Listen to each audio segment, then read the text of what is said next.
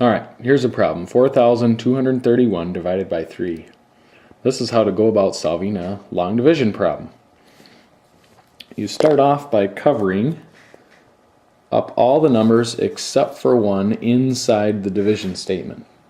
And we want to see if the number on the outside of the division statement can go into that number.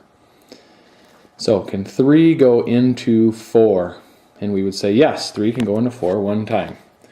So we put that 1 above the 4, and we multiply the 1 times the 3 to get an answer of 3 with those numbers still covered, and 4 minus 3 is 1.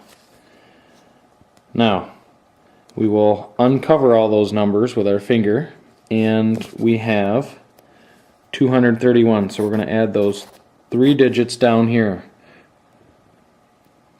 So we're just going to carry those straight down, and if arrows are a good reminder of that, then you can use the arrows. Otherwise you can just bring them straight down. Okay, so we use the same thing. Now with the number we have remaining, we're going to cover up all the numbers except for the first number, which in this case is a 1. Can 3 go into 1? Well, no.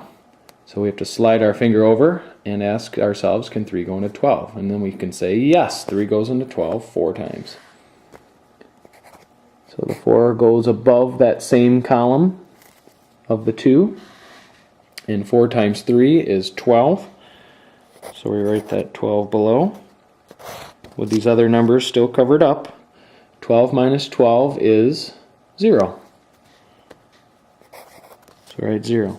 And now again, we will bring these numbers straight down. And again, you can use the arrows or not use the arrows. So we have a 3 and a 1. Okay? Now, we'll cover up all the numbers except for the first one. Can 3 go into 0? Of course not. Can 3 go into 3? Yes, and we would say 1 time. So that 1 goes up at the top here above that 3, and we'll see how those all line up. 1 times 3 is 3. So we bring that down. And 3 minus 3 is 0. And then we'll bring the 1 straight down again. Okay? And again, we cover up all the numbers except for the first number, which in this case is 0. Can 3 go into 0? No. And then finally, can the 3 go into the 1? And that answer is no as well. But since we need to make sure that we cover this last place value, we will put a 0. So 3 goes into 1 0 times. Okay, so then 3 times 0 is 0. And then we are left with 1. And we already said that 3 does not go into 1, which will become our remainder.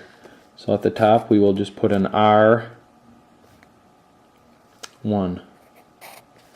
And I usually put a dot after my R. And that's how you would go about solving that.